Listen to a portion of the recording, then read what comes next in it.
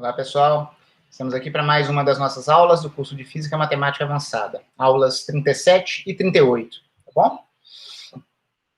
Pessoal, os meus objetivos aqui escritos nas notas de aula estão um pouco incompletos, né? Coloquei aqui obter mais funções de Green de sistemas clássicos mediante transformadas, mas aí, na verdade, eu fui percebendo ao longo da construção da aula que eu precisava seguir um caminho, digamos assim, de apresentar certos conceitos.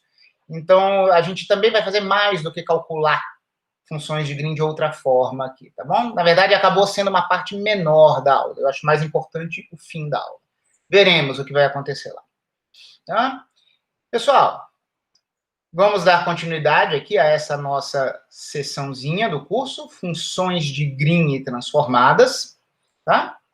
Aí, como eu sempre tento fazer uma conexão com as aulas anteriores, nós vimos na aula anterior como que uma transformada de Laplace revela uma função de Green para um problema de valor inicial. Aquele nosso problema trivialíssimo de solução exponencial, um problema de valor inicial. Mas aí eu tenho destacado para vocês, né, com esse meu gosto por funções de Green, na verdade, vistas como distribuições de Green, que a gente pode ter uma função de Green em uma álgebra de convolução específica, que só vai valer para t positivo. Eu chamei essa aqui de álgebra de convolução limitada à esquerda, né? Ela enxerga apenas t positivo. E eu comentei com vocês, isso para a gente é trivial, que a transformada de Laplace, ela perde uma outra possível solução para o problema, em termos de distribuições, que seria essa aqui, ó, que a gente já vem vendo aí umas duas aulas. Ela teria a nossa exponencial, porém multiplicada pelo oposto de uma Heaviside, com o sinal trocado para que ela enxergue t negativo. Essa é uma distribuição que pertence a uma álgebra de convolução que a gente chama de D' menos. Enxerga apenas soluções com suporte limitado à direita, certo? Limitado à direita. Ela não enxerga os t's positivos, ela só enxerga os t's negativos. Tá? Eu comentei, a Laplace ela é feita para perder essas soluções que vivem nessa álgebra de convolução. Eu só pego isso aqui. Não tem problema você perder, desde que você tenha clareza que você não busca toda e qualquer solução arbitrária para o seu problema, e sim soluções que satisfazem certos critérios, muitas vezes para nós, critérios físicos, tá certo? Apenas tempo positivo, o que vai acontecer na minha evolução temporal a partir de uma condição inicial. Então, não tem problema. Então, tudo bem que você perca isso, desde que tal perda seja antecipada conceitualmente. O problema é quando você perde soluções que você gostaria de descobrir no seu problema, tá bom? Então, eu faço aqui um trabalho para mostrar o que a transformada de Fourier poderia revelar sobre esse problema. Pessoal, isso aqui que eu vou comentar com vocês, do jeito que está aqui, não está exatamente igual em livro nenhum, certo? Porque, normalmente, quando a gente pega os livros usuais de física e matemática e a gente vê um problema de valor inicial, a gente nem tenta aplicar a transformada de Fourier, porque a gente diz que a transformada de Fourier sente o domínio inteiro. Se fosse tempo, eu sentiria desde o menos infinito até o mais infinito. E isso não parece funcionar bem quando você tem condição inicial. Então, os livros usuais normalmente não falam disso. E, de certa forma, você está certo. Por quê? No sentido usual de funções, realmente a transformada de Fourier ela parece inadequada para você tratar problemas de valor inicial. Olha só o que aconteceria. Aquele nosso problema de valor inicial, pessoal, tem a condição inicial, mas a EDO correspondente é homogênea, não é? Aplica Fourier a ambos os lados dessa equação aqui. Olha o que ia acontecer. Fourier de ambos os lados. Fourier da derivada é menos i ômega vezes a transformada original da função x e não da sua derivada. Ao contrário de Laplace, não aparece um jeito da gente incorporar a condição inicial. Pessoal, na Laplace, a transformada de uma derivada dá dois termos e um deles dá conta da condição inicial. Na Fourier, isso não acontece. A Fourier dessa primeira derivada nos daria na nossa convenção, né?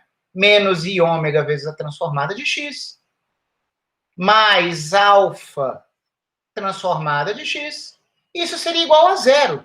A transformada de zero é zero.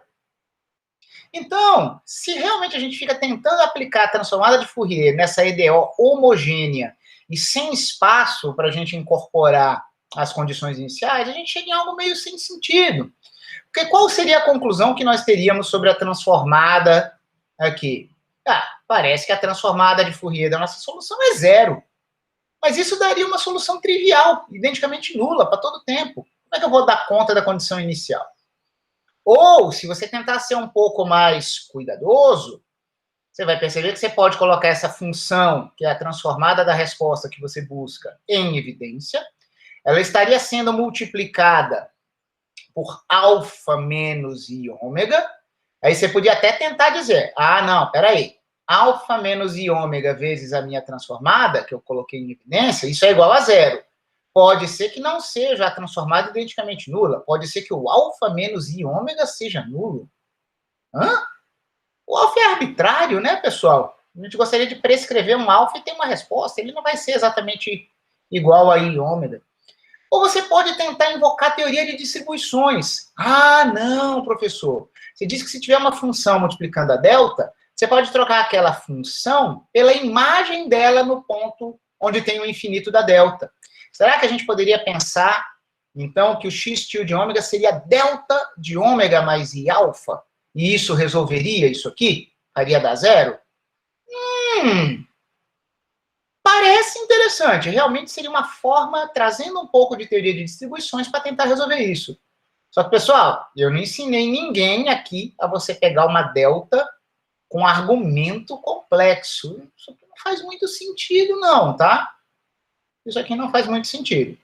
Eu posso até pensar numa delta no R2, que viria do produto tensorial de um delta de x vezes delta de y, mas isso aqui tá esquisito.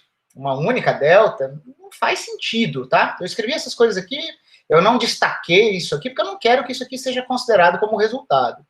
Não faz muito sentido esse argumento, em geral, complexo dentro de uma delta.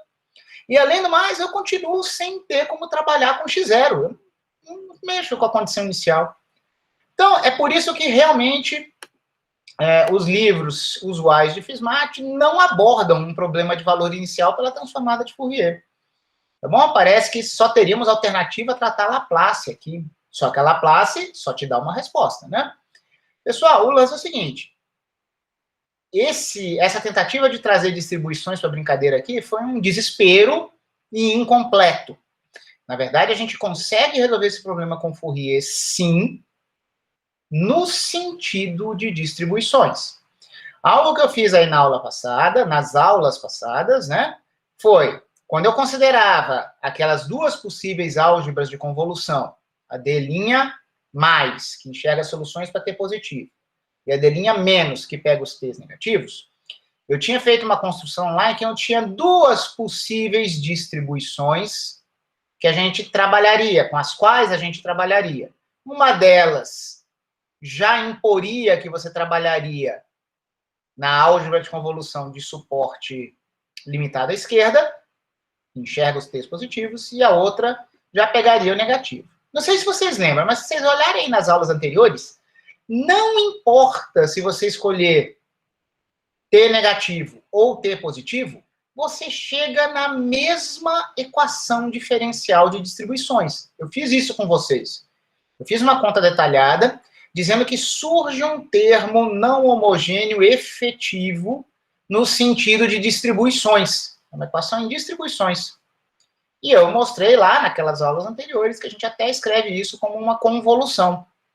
Pessoal, tentar aplicar Fourier a um problema de valor inicial não pode ser feito Fourier num problema de valor inicial não pode ser feito no sentido usual de funções, porque realmente você vai achar que está tudo errado e que nada presta. Você vai chegar nesses problemas aqui. Só que se você aplicar Fourier no sentido de distribuições, como eu tentei ensinar para vocês nessas últimas aulas, tudo funciona maravilhosamente bem e você descobre as duas respostas. Vejamos. Se a gente enxerga essa equação diferencial em distribuições nesse formato de um produto convolutivo, temos uma convolução no sentido de distribuições.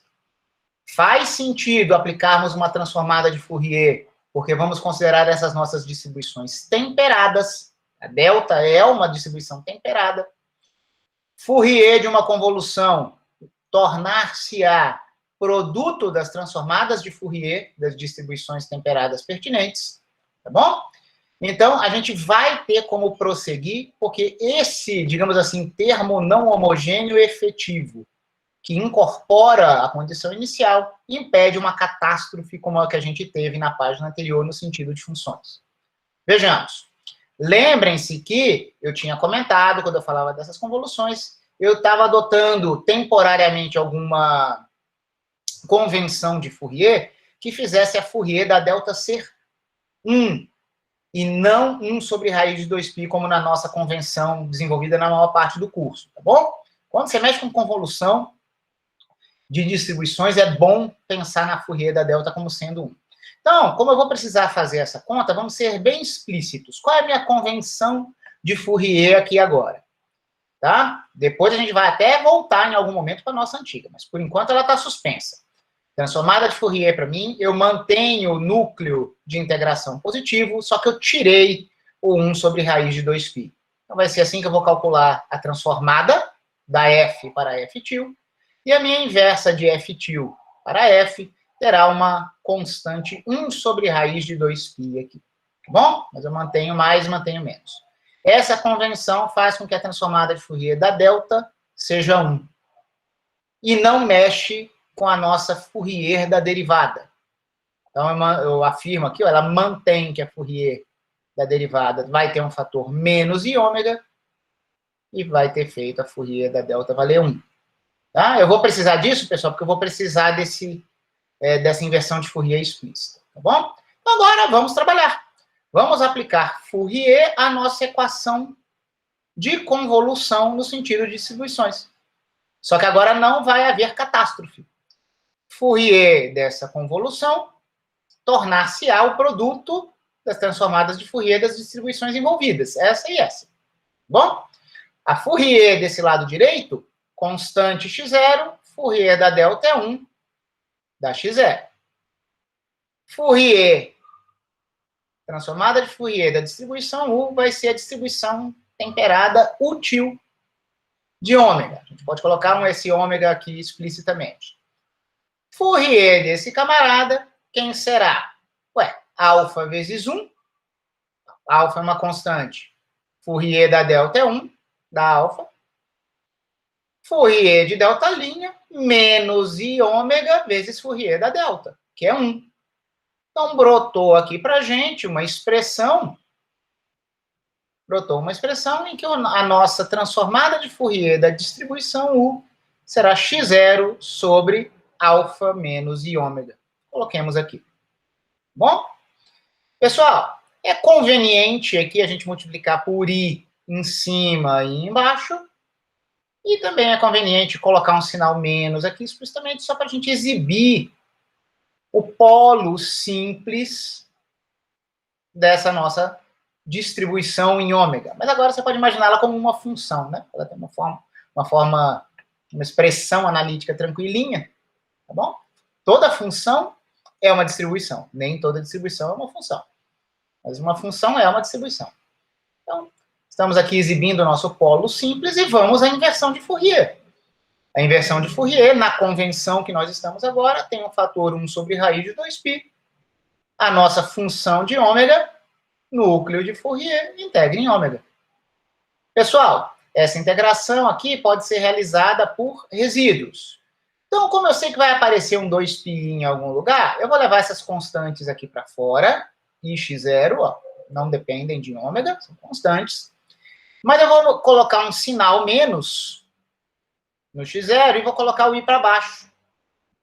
Vai ficar um 2πi aqui. Tá bom? Então, o que nós teríamos? Teríamos a integral de menos infinito a mais infinito dessa exponencial por esse termo. Eu vou fazer um primeiro passo aqui direto, pessoal. Porque como eu vou querer sair da reta real de ômega para ir para um plano complexo e usar a integração por resíduos, eu já vou trocar ômega por z em todos os lugares. Aqui também, embora o meu cérebro tenha me enganado quando eu comecei a escrever aqui, tá bom? Isso é uma integração complexa, desde que a curva onde você efetiva a realização complexa resida na parte real pura, sem termos imaginários dessa variável ômega. Como é que é? A gente já fez isso algumas vezes, mas eu sempre vou tentar fazer com cuidado com vocês. Ó, o meu plano complexo aqui, vamos dizer que todo número z tem uma parte real ômega e uma parte imaginária ômega', e nós estávamos integrando só na variável real ômega, que era a variável de Fourier. Real, ó. Ok? Então tá aqui. Eu posso dizer que eu estava integrando no plano complexo ômega, ômega', desde que a minha curva gama R estivesse aqui, ó, com parte imaginária nula, indo de um menos R para mais R, e eu considero um limite quando R tende a infinito. É essa mesma integral que estava aqui. Isso aqui foi reescrever a mesma integral com uma notação que já está antecipando que a gente vai querer calcular a integral sobre esse domínio no limite do R indo para infinito, só que considerando outras coisas que podem acontecer com parte imaginária não nula. Tá bom? Beleza, vamos lá. Pessoal, isso aqui é uma típica integração de Fourier. Tem o núcleo de Fourier multiplicando funções racionais. Temos o polinômio identidade 1 no numerador e temos um polinômio em z de primeiro grau no denominador. Beleza, é fácil. Fácil? Não sei.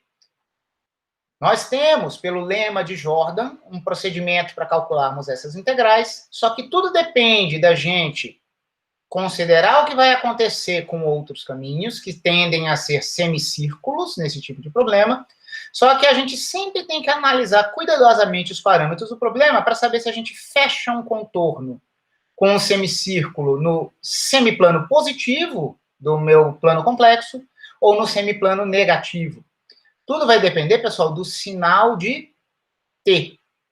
Quando o t for positivo, T positivo,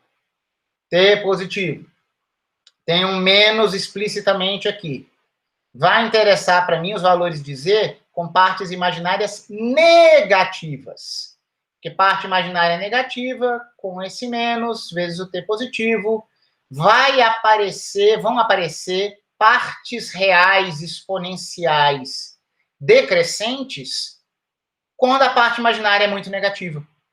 Essa exponencial real decrescente é que vai fazer com que o limite da integração neste camarada, quando o R se torna muito grande, se anule. Isso vai ser essencial para a gente usar o método dos resíduos. Tudo bem?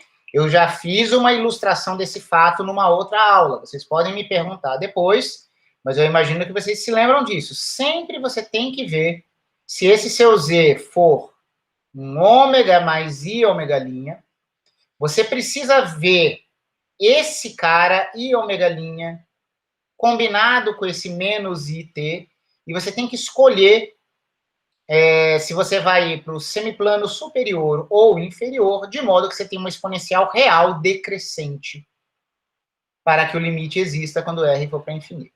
Então, no caso, se o nosso T for positivo, por causa desse menos explícito aqui, é conveniente nós estendermos ali o nosso contorno, adicionando a gama R, essa semicircunferência C-. Então, eu afirmo aqui, quando t for positivo, a integral do nosso integrando em C-, quando R tender a infinito, irá para zero. Pessoal, quando t for positivo, a integral do C+ explode, tá? Ela não vai para zero. É do C- que vai para zero.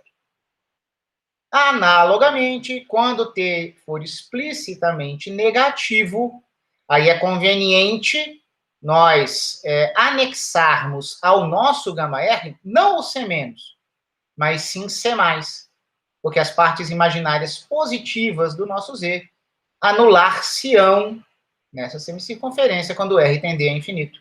Então, quando o T for negativo, será conveniente a gente fazer isso aqui. Bom? Repito, estou aberto a perguntas depois, mas eu tenho que imaginar que vocês lembram e entendem isso neste momento, tá bom? Qualquer coisa vocês me perguntam depois. Pessoal, mas tá bom, vamos fazer cálculos por resíduos, professor. O senhor tentou dizer aí pra gente como é que a gente pode fechar esses contornos aqui fechados, né? Fazer contornos fechados, para tentarmos usar resíduos, mas onde fica o polo? Nosso polo simples. Pessoal, é claro que o nosso denominador se anula para Z igual a menos I alfa. Se o alfa for positivo, menos I alfa estará no semiplano inferior. Porém, se o alfa, ele por si só, for negativo, menos I vezes o cara negativo, nós teremos aqui o nosso polo simples com parte imaginária positiva. Então, isso não afeta a escolha de C+ ou C-, não a escolha, mas afeta o resultado das integrais que vão aparecer, tá bom? Então, temos que pensar nos sinais de T e nos possíveis sinais de alfa. Vamos lá, teremos 4 casos. 4 casos 2 possíveis sinais para T, 2 possíveis sinais para alfa. Tá bom? Vamos analisar todos, um por um. O que vai acontecer se alfa for positivo e T for positivo? Pessoal, se T for positivo, eu vou usar C- anexado ao meu γr. Tá, aqui, eu pus aqui em vermelho, é a mesma cor desse C- aqui, para sugerir qual foi a escolha feita. E quando o alfa for positivo, que é o caso que eu peguei aqui também, ó, eu tinha dito, quando o alfa fosse positivo, o meu polo simples estaria aqui, então ele vai estar dentro. Então eu faço um novo desenho pequenininho aqui, esquemático, do que representa essa escolha de alfa e T, essa escolha de sinais. Para essa escolha, vamos fazer nosso cálculo. Vamos ver a integral, né, de novo. Peraí, como é que é? Tá? Inversão de Fourier, a nossa U de T é menos x0 por 2π, vezes, pessoal, nesse limite, essa integral aqui, mais zero, desculpem, eu peguei a de baixo, né? Mais zero, será igual a uma integral de resíduos de contorno fechado, que vale ou mais ou menos 2π, depende da orientação, vezes soma dos resíduos. Então, vamos lá. Temos um menos x0 por 2π. Está aqui esperando a gente. A nossa integral, pessoal, ela será menos 2π soma dos resíduos. Por que menos? Porque o contorno que nós fechamos está com orientação horária, que é a orientação negativa. Tá bom? Soma dos resíduos. Na verdade, é um único resíduo, porque nós temos um único polo. E esse polo é simples. Então, como que nós fazemos? Limite para Z tendendo ao polo simples, Z menos o polo simples, multiplicando o integrando. Isso, por construção, faz com que a gente não tenha que se preocupar com esse cara, embora a gente não cancele isso no limite.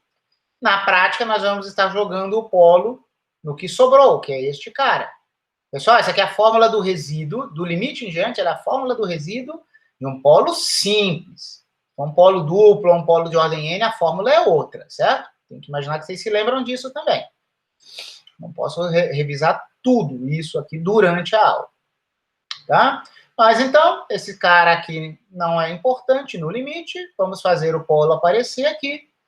Quando entrar menos I alfa aqui, pessoal, menos I alfa vezes menos I vezes T, nós teremos exponencial de menos alfa T. Menos 2π lá fora, 2π, esse menos ficou apenas o x0. Então, nós vemos aqui a solução x0 e a menos alfa T, ou explicitamente x0 e a menos alfa T, porque eu não tenho nenhuma dúvida de que eu posso e devo colocar uma heaviside aqui, porque isso aqui só valeu para T positivo. Explicitamente. Tá bom? Beleza, esse foi o primeiro caso. Vamos ver se os outros serão mais rápidos. Mantém o T positivo. Então, continua a ser o fechamento com o C-. Só que agora é outro caso. Eu vou mudar o sinal do alfa. Se eu mudo o sinal do alfa, pessoal, o meu polo não está no semiplano inferior. Ele vai estar no semiplano superior do meu plano complexo, né, em ômega e ômega linha. Então, ele está aqui fora. Pessoal, não precisa usar resíduos. Nós temos uma integral agora de uma função analítica em todo o interior de um contorno fechado. Tá bom? Teorema de Cauchy, Cauchy-Bourssat, zerão. Beleza? É zero. Ou, se você quiser pensar em soma dos resíduos, não tem resíduo nenhum. Tá bom? Beleza. Fizemos os dois casos de T positivo. Agora vamos fazer T negativo. Se o T for negativo, eu tenho que fechar o meu contorno com C+. Vamos considerar primeiro o alfa positivo. Alfa positivo, o polo está no semiplano negativo. Estará fora do contorno fechado que será formado. Certo? Teorema de Cauchy. Teorema de Cauchy-Bourssat. Integral de função analítica em todo o interior de um domínio simplesmente conexo, onde não tem singularidades, zerão. Finalmente, mantemos T negativo, semicírculo no semiplano positivo do nosso plano complexo, alfa com um sinal oposto, agora o meu polo veio para o semiplano positivo. Oba! Singularidade lá dentro. Tá bom? Temos um polo simples. Menos x0 sobre 2πi era uma constante que estava aguardando o resultado da nossa integral. Agora a nossa integral será mais 2πi soma dos resíduos. Por que mais? Porque agora nós temos um contorno com orientação positiva, anti-horário. Resíduo? Fácil, porque é resíduo de um polo simples. Limite, z tendendo ao polo, z menos o polo simples, multiplicando o nosso integrando, basta jogarmos o polo aqui. O que vai aparecer? Exponencial de menos alfa t na parte do resíduo. 2πi cancelou, só que agora sobrou um menos, pessoal. Esse menos que estava aqui, ele não foi cancelado agora. E, além disso, nós vimos que isso aqui só valia para t negativo. Então, ninguém duvida que, pela construção do resultado, é muito óbvio que o nosso resultado deve ser expresso como exponencial, com x0, só que ela deve ser multiplicada por menos heaviside de menos t, porque isso aqui só faz sentido para t negativo. Era obrigatório a gente interpretar a equação dada no sentido de distribuições para que a nossa equação diferencial pertinente não fosse mais homogênea, para que pudéssemos usar de alguma forma consistente Fourier. E notem que ambas as soluções surgem naturalmente da análise. Nós não tínhamos que, de antemão, saber o que perderíamos, como ocorreria com Laplace. Tá bom? Então, em qualquer problema em que vocês queiram ver todas as possíveis soluções, vocês não descartaram anteriormente alguma das soluções, alguma das álgebras de convolução possíveis por motivos físicos, tente interpretar a lá convolução e fazer Fourier. Tá bom? Conclusão aqui, gritada aqui para a gente em destaque. Transformada de Fourier é útil em PVIs, sim, mas é preciso pensar no sentido de distribuições. Estamos num nível mais alto aqui, tá, pessoal? Vocês não vão encontrar essa discussão na maior parte dos livros de física matemática. Você tem um problema de valor inicial, você joga Laplace lá, cruza os dedos, não preciso da outra e vamos embora. Tá bom, se não precisar, pode continuar fazendo assim. Se algum dia precisar, você sabe onde encontrar, pelo menos, um esboço de discussão nesse sentido, nesse caminho. Tá bom? Agora vamos para um tema extremamente interessante, tá? Eu vou começar a discutir com vocês, a partir de hoje, pessoal, diversas variações sobre o valor principal de Cauchy.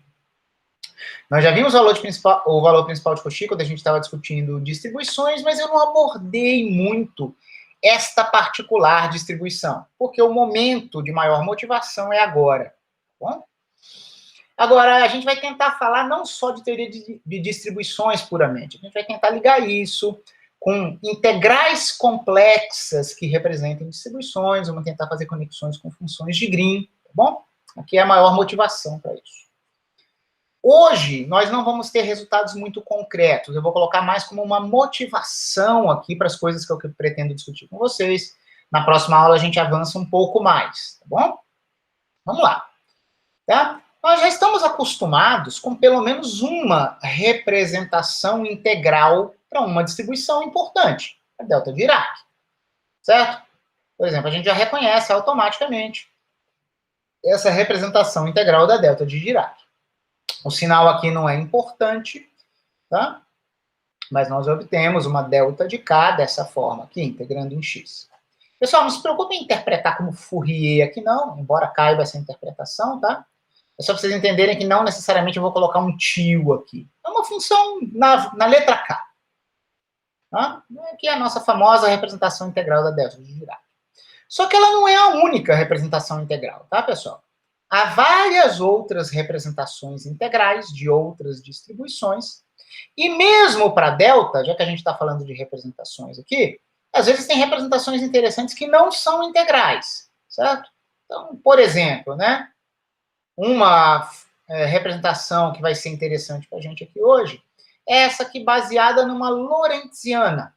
Eu estou afirmando isso aqui sem demonstração, mas nos primeiros estudos sobre delta de Dirac, um dos exercícios comuns que costuma aparecer é você mostrar que isso aqui é uma lorentziana, certo? Que é uma função bem particular,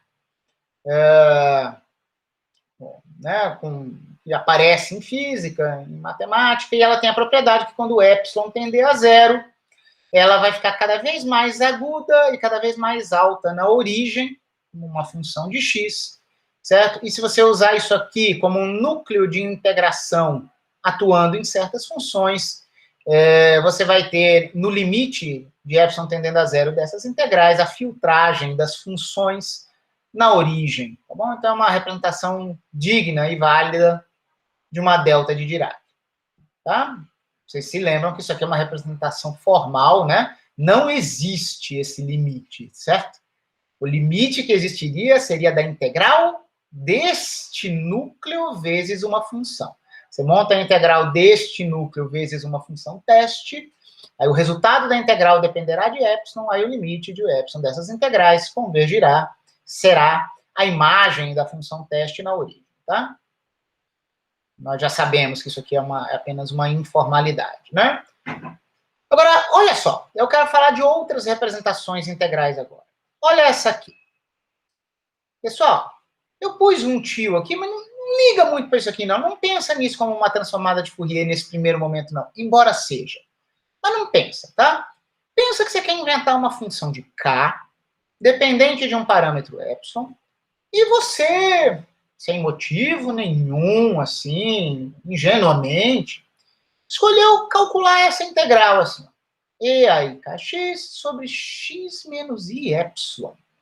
Pessoal, note que se você for interpretar como uma Fourier, a sua função a ser transformada é 1 sobre x menos i epsilon. Não tem problema. Eu tenho funções dos reais nos complexos para calcular Fourier, não tem problema. Só que isso não é exatamente Fourier, né? Eu não estou com 1 sobre raiz de 2π, nem 1 sobre 2π, está 1 sobre 2πi. Esse 1 sobre 2πi está aqui para dar o resultado que eu quero, tá bom? Vamos ver o que vai acontecer. Vamos só imaginar, para fixar o raciocínio, que nosso epsilon seja estritamente positivo aqui.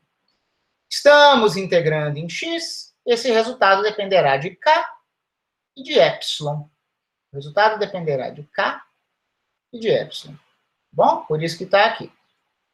A gente normalmente põe como um índice aqui algo que a gente quer pensar como um parâmetro, e a gente põe aqui dentro o que a gente quer pensar como uma variável, embora essas coisas sejam extremamente flexíveis.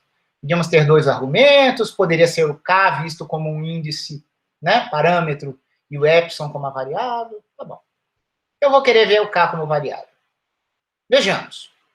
Vamos calcular muito rapidamente, porque a gente vai estar repetindo o que a gente fez aí nas páginas anteriores. Vamos calcular essa integral, tá bom? Repito, você não precisa pensar que você está calculando ou invertendo uma transformada de Fourier, não. Simplesmente imagina que foi dado isso para você, você tem o desafio de integrar esse bicho. Bom? Nota, é uma integral típica de lema de Jordan, porque tem exponencial complexa vezes quociente de polinômios, belezinha. A gente sabe que a gente vai completar o nosso trecho real, que no caso é o x de menos infinito a mais infinito, ou aqui numa versão finita dele, né, pré-limite, certo? A gente sabe que a gente vai estender esse cara de um jeito em que esse trecho aqui, essa curva, que é o que nos interessa, será completada ou para cima ou para baixo, dependendo do sinal de quem. Acabamos de ver, né, pessoal? Algo muito parecido. Vai depender do sinal de K. Notem que ali atrás, o que a gente acabou de fazer, tinha menos IZT. Aqui é mais. Então, vocês vão ver que os sinais aqui serão opostos, tá? Quando o K aqui for positivo, é conveniente eu completar por cima, porque esse cara, quando R for muito grande, tenderá a zero. Tá bom? Quando, por outro lado, o K for negativo, será conveniente a gente ir para o semiplano inferior, para que a integral se anule nesses pontos. Tá bom? Tá bom. Muito parecido com o que aconteceu antes, dois casos. Quando for o caso K menor do que zero, vamos a ele primeiro, porque é o mais fácil. Quando for K menor do que zero, eu vou fazer isso. Junto com isso, que no limite é zero. 2πi soma dos resíduos. E não tem ninguém lá dentro.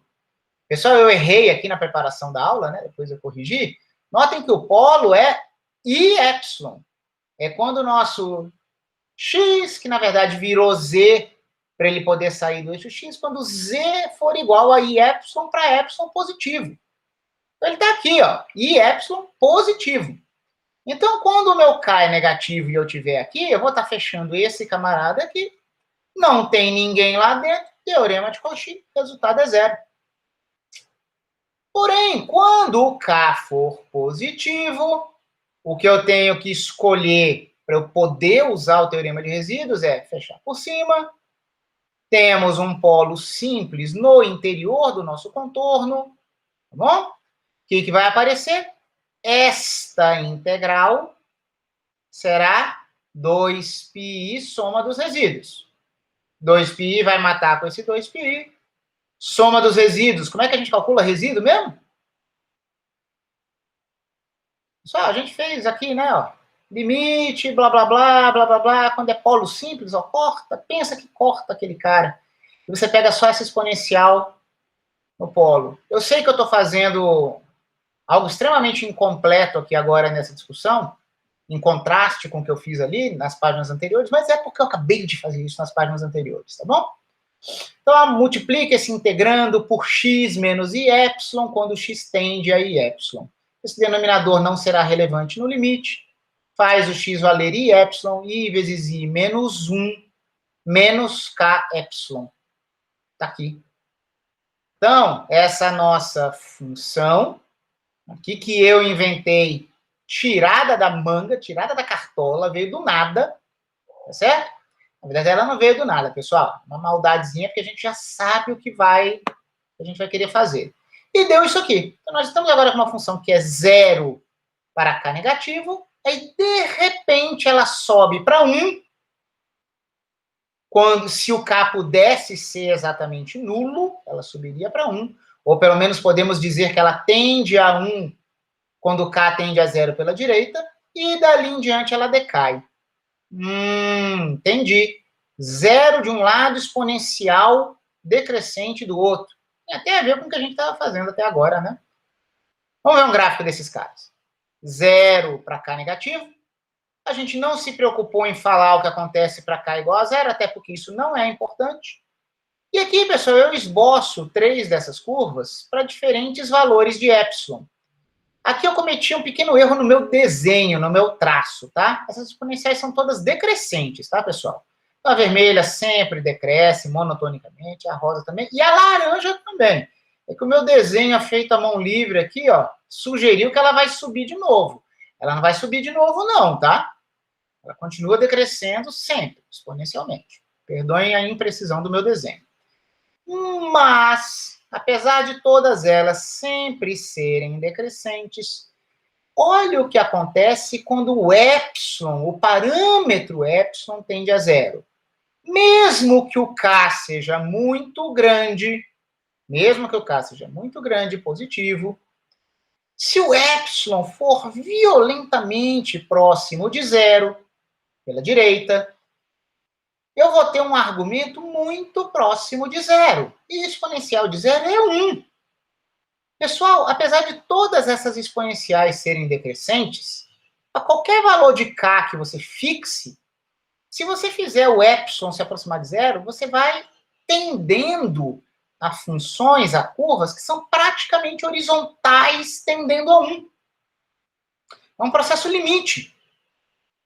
Pessoal, limite disso aqui, quando o epsilon tende a zero, é 1. E essa aqui é a tendência qualitativa à medida que o epsilon vai se aproximando de zero por valores positivos. Chegar ali. Pessoal, qual é a função que é nula para argumentos negativos e é exatamente 1 para argumentos positivos? É a Heaviside, pessoal. Nossa boa e velha amiga Heaviside. O limite dessas funções que a gente calculou é Heaviside. Tá bom? Heaviside, pessoal, é uma função e é uma distribuição. Ela é uma função descontínua, ela não admite derivada, mas vista como uma distribuição, derivada no sentido de distribuições, ela tem. Toda distribuição é infinitamente diferenciável no sentido de distribuições. Então, a gente está vendo que, de certa forma, essa expressão, no limite, se a gente escrevesse limite de epsilon tendendo a zero pela direita aqui fora, nós teríamos, claro, usando o limite também, uma representação integral da nossa Heaviside.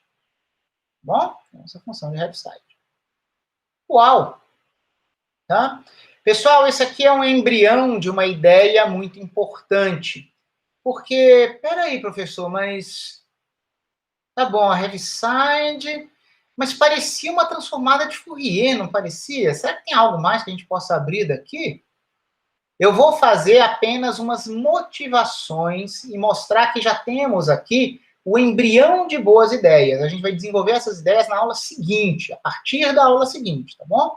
Vamos analisar esse integrando aqui um pouquinho melhor. Principalmente agora eu vou querer olhar isso como se fosse essencialmente uma transformada de Fourier. Eu vou querer prestar atenção em 1 sobre x menos i epsilon.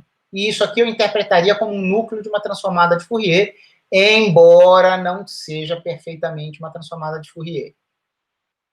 Tá? Então, eu afirmei aqui. Note que, a menos de constantes, que podem, inclusive, depender da convenção de Fourier adotada, essa nossa função foi a transformada de Fourier de 1 sobre x menos i epsilon.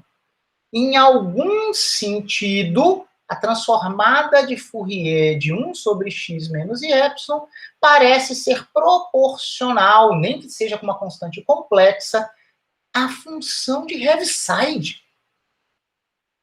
Que coisa esquisita! Transformada de Fourier de uma função complexa, esquisitinha, tem algo a ver com a Heaviside? Será que é isso? Essa curiosa função, ela ainda por cima, ela tem uma carinha muito bonitinha. Olha só. Qual é a parte real dessa função e qual é a parte imaginária, pessoal? Ah, estranho de ver? A gente sabe abrir isso aqui, não é? Pegue ela, multiplique pelo complexo conjugado em cima e embaixo. É uma identidade. Se a gente multiplica pelo complexo conjugado embaixo, a algebrinha complexa simples vai aparecer x² mais epsilon². Agora, o nosso denominador é real. E é muito claro que a parte real dessa nossa funçãozinha curiosa é x sobre x² mais epsilon². Enquanto a parte imaginária é epsilon sobre x² mais epsilon². Uau! Interessante, né? Mas o que é interessante é simples. Eu sei qual é a cara dessas funções. Essa função aqui é par em x. Essa função aqui é ímpar em x. Epsilon é parâmetro. E depois eu vou saber dizer o que acontece com essa parte real e com essa parte imaginária quando o epsilon tender a zero. Vejamos. Pessoal, qual é o gráfico da parte real dessa nossa função como uma função de x? Uma função ímpar e exercício de cálculo 1. Vocês podem ver, ela tem um mínimo aqui, passa pela origem, tem um máximo, e depois suaviza desse jeito. Tá bom? E a parte imaginária? Como uma função de x. Pessoal, claramente ela tem um máximo para x igual a zero. E ela é uma função par. É fácil mostrar que quando x for para mais ou menos infinito, ela vai morrer, que ela não tem outros máximos e mínimos, além desse camarada. Nós temos um cara desse jeito. Pessoal, isso aqui tem uma cara lorentziana. Isso aqui é uma cara lorentziana. Não achem que só porque você tem um máximo assim que você é uma gaussiana. Não. Isso aqui é uma lorentziana. E eu acabei de mostrar no começo dessa nossa discussão, vamos voltar lá, que isso tem algo a ver com representação de delta também em algum limite. Notem que tem um fator 1 sobre π aqui, digamos assim, faltando. Retornemos. Tá bom. Esboçamos como funções de x a parte real e a parte imaginária dessa função, cuja transformada de Fourier a menos de constantes nós estaríamos calculando. E se agora a gente imaginar o que acontece quando o epsilon tender a zero pela direita? Que para eu pensar lá numa Heaviside eu precisava desse limite também. Pessoal, o que vocês acham que acontece com essa curva aqui? Esses máximo e mínimo tornam-se cada vez mais pronunciados, tá bom? Amplitude maior, e eles se aproximam. A abscissa desse mínimo e desse máximo, elas se aproximam do eixo das ordenadas. Num processo limite, a gente vai ter que romper essa função, porque isso aqui vai tender a menos infinito quando o x tende a zero pela esquerda, e vai a menos infinito, certo? E vai tender a mais infinito quando o x tender a zero pela direita. Então, nós vamos ter algo deste tipo aqui, que é a cara da função 1 sobre x. Ó, informalmente, se a gente fizesse o epsilon sendo exatamente igual a zero, é verdade, parece que a gente tem algo do tipo 1 sobre x. Tá bom? E essa aqui? Pessoal, o limite do epsilon tendendo a zero aqui é exatamente algo proporcional a delta, faltando só aquele fator π que eu mostrei lá para vocês. Esse cara aqui, ele é essencialmente uma delta de Dirac. Essa largura fica cada vez menor e a amplitude desse máximo torna-se cada vez mais exacerbada. Tá bom? Então, caramba, peraí, como é que é? Parece que eu quero calcular Fourier disso, a menos de algumas constantes. Então, eu vou calcular Fourier disso e disso. Parece que a Heaviside, que é a transformada de Fourier disso, tem a ver com a Fourier disso, mais I vezes alguma coisa Fourier de uma delta? Que coisa mais esquisita. Pessoal, estou sendo impreciso e motivador apenas, tá? Eu quero dizer que transformada da Heaviside tem algo a ver com isso mais I vezes isso. Ou, no limite, isso mais I vezes isso. Esse 1 sobre x, pessoal, na verdade, a gente precisa ser um pouco mais cuidadoso e a gente precisa relembrar o valor principal de Cauchy. Vocês lembram disso? Nós temos uma distribuição, que é o valor principal de Cauchy, que é, né, valor principal de 1 sobre x, atua em funções teste, fazendo o quê? Pegue a função teste, multiplique-a pelo núcleo de integração 1 sobre x, tá aqui, só que não integre em toda a reta real. Evite a singularidade na origem, mas chegue tão perto quanto você queira dela. mas exclua a singularidade, sendo bem explícito, ó, a ação da distribuição, valor principal de Cauchy sobre uma função teste, é esse limite aqui, ó. Integrou menos infinito a menos epsilon, de mais epsilon a mais infinito, de h de x sobre x. Bom? Então, notem que esse 1 sobre x que evita a origem, na verdade, ele vai ser o conceito correto para a gente associar a essa construção aqui. Só para não ficar sem comentários, né, pessoal? Em física atômica e molecular, em eletromagnetismo, nós temos diversos tipos de processos de dispersão e absorção. Isso tem muita relevância para a física, tá? Então, nós vamos, nas próximas aulas, principalmente quando a gente trouxer causalidade à tona de novo, nós vamos interpretar essa parte real e parte imaginária dessas nossas construções para terem interpretações físicas diretas, tá bom? Então, beleza. Estou falando que esse cara aqui, a melhor forma da gente pensar é no sentido de valor principal de Cauchy. E aqui, para encerrar a aula, só colocando como uma motivação, eu quero dizer que aquela simples expressão da última página, qual simples expressão? Só isso aqui, pessoal, só o fato da gente abrir esse camarada numa parte real, numa parte imaginária, que nos trazem insights, isso já está preparando o terreno para algo que a gente vai demonstrar com mais cuidado na próxima aula, que é a fórmula de Uau! Pessoal, nem sei a origem desse nome aqui, ó. Nos Balcãs, na Europa, tem muitas línguas ali em que o J tem som de I, tá bom? Eu presumo que talvez a pronúncia correta deste nome seja Plemele. Vou falar Plemele, aceito contribuições, qualquer pessoa que saiba a pronúncia correta, por favor, me corrija. Tá? Mas eu acho que vou falar assim, Plemele, fórmula de Plemele, que é uma fórmula super doida. Ao invés da gente centrar na origem e colocar x aqui, ó, acho que estava tudo relativo a x, né? A gente poderia centrar num ponto qualquer da reta real, aquelas nossas duas funções, teríamos 1 sobre x menos x0, poderíamos ter mais i epsilon ou menos i epsilon, como eu tinha feito antes. Se você tiver um mais ou menos aqui, a gente vai demonstrar se você tem mais ou menos, se você terá menos ou mais aqui. E isso define uma distribuição, que é uma distribuição que tem como parte real o valor principal de Cauchy de 1 sobre x menos x0. Então, aqui não é a origem que a gente evita por uma amplitudezinha, não, é o ponto x0. E teremos uma parte imaginária, teremos aqui menos ou mais, notem a inversão, de Iπ, aquele π que faltava na lorentziana para reproduzir perfeitamente a definição da delta, vezes a delta de x menos x0. Tá bom? Isso aqui é uma fórmula muito interessante. O que é isso? Pessoal, isso aqui sozinho não faz sentido.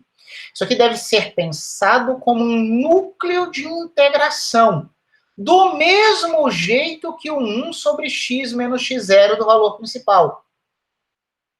Olha como foi isso aqui pensado, ó. Valor principal, 1 sobre x. O 1 sobre x é um núcleo de integração vezes a função teste e um processo limite, algo que você evita. Pessoal, isso aqui vai ser entendido do mesmo jeito. Isso aqui deveria agir numa função teste integrado e evitando certos problemas, tá bom? Evitando você cravar no x0. Isso define, na verdade, uma distribuição que será igual a uma distribuição, digamos assim, com parte real, menos ou mais constantes vezes uma distribuição singular. E aqui nós temos uma parte imaginária dessa distribuição. Nós vamos provar isso aqui detalhadamente, mas notem que o embrião da ideia já surgiu ali para a gente. Ela deve ser entendida no sentido de distribuições. E, pessoal, notem que não tem transformação de Fourier nenhuma aqui, tá? Uma outra relação que foi sugerida por aquela identidade ali da página anterior é que, em algum sentido, a transformada de Fourier da Heaviside vai ser algo vezes um valor principal, Se eu vou transformar, usei variável do mundo real x, vou usar a variável de Fourier como sendo k. Então, aqui eu tenho que ter funções de k. Então, eu terei algum tipo de constante vezes o valor principal de 1 sobre k, mais uma outra constante vezes uma delta. Foi isso que eu tentei revelar aqui. Isso se manifesta na fórmula de Plemele, mas também tem consequências, de alguma forma, para nós entendermos e calcularmos o que é a transformada de Fourier da Heaviside. Eu destaco aqui que essas constantes complexas dependerão da convenção adotada para a transformada de Fourier. Toda transformada de Fourier depende de convenções, tá? Essas constantes aqui dependem da convenção, tá, pessoal? Só que a fórmula de Plemele não depende de nada. Não tem transformação de Fourier aqui. Parece que você está falando a mesma coisa, né? Parece que a mesma informação que está aqui, está aqui. Sim e não. Tá? São muito parecidas, o embrião das duas ideias está aqui. Só que aqui essas constantes não mudam. Essa é a fórmula de Plemele que você usa em diversos problemas de física e estatística, ótica, teoria de campos. Tá bom? É uma fórmula extremamente importante quando a gente interpreta integrais com singularidades no seu caminho como distribuições. Vocês vão ver que para a gente falar mais sobre essas coisas e mostrar que principalmente essa relação aqui é verdadeira, nós vamos ter que atacar na próxima aula sistematicamente o problema de integrais em que há singularidades exatamente no caminho de integração. Nós veremos que nós teremos várias escolhas, né, na aula que vem.